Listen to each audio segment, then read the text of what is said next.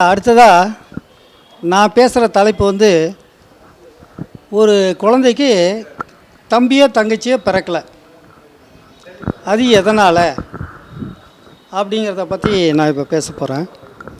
இது என்கிட்ட வந்த ஜாதகம். இந்த ஜாதகம் வந்து ஒரு ஆண் குழந்தை, பிறந்த தேதி 20/10/2020, நேரம் இரவு 10:16. அவங்க அம்மா அப்பா வந்தாங்க. எங்களுக்கு வந்து இந்த குழந்தை பிறந்ததுக்கப்புறம் குழந்தைய ஒன்றும் பிறக்கலைங்க அப்படின்னு சொன்னாங்க. ஏன் அப்படின்னு கேட்டாங்க.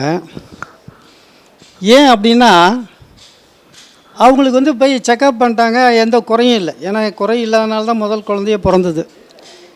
மறுபடியும் வந்து கர்ப்பம் தரிக்கலை அப்படிங்கிறது தான் அவங்களுடைய ஆர்குமெண்ட்டு. அது எதனால் அப்படின்னு சொன்னால், அதை பற்றி ஒரு ஆராய்ச்சி பண்ணலாம்.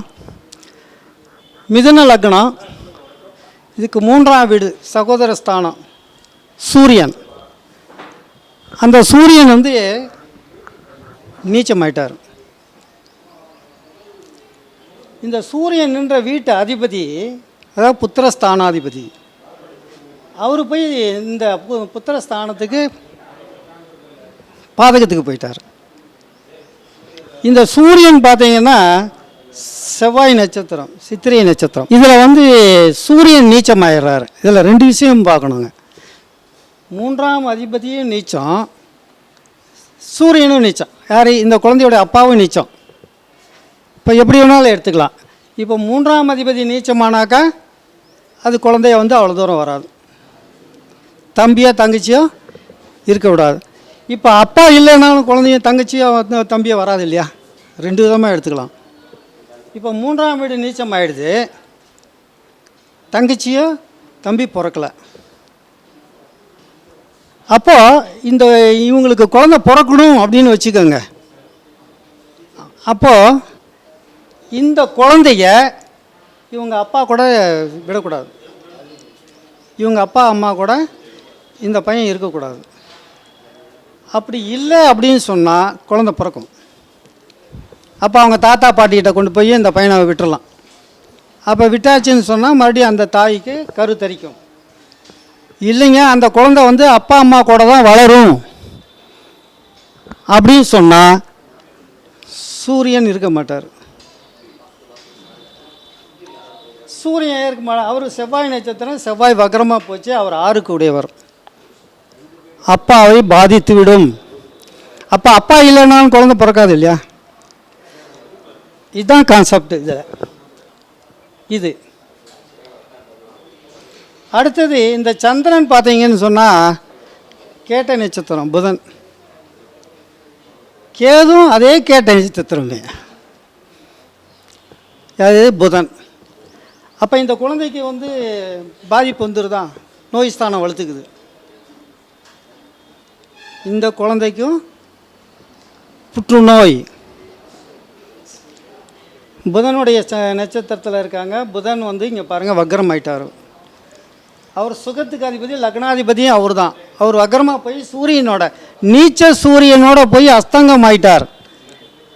வக்ரம் ஆனது மட்டுமல்ல, அஸ்தங்கமும் ஆயிட்டார். அப்போ இந்த குழந்தைக்கு நோய் ஸ்தானமும் வலுக்குது, அப்பா ஸ்தானமும் கெட்டு போகுது, இந்த பையனுக்கு சகோதர ஸ்தானமும் கெட்டு போகுது, வீரியமும் கெட்டு போகுது.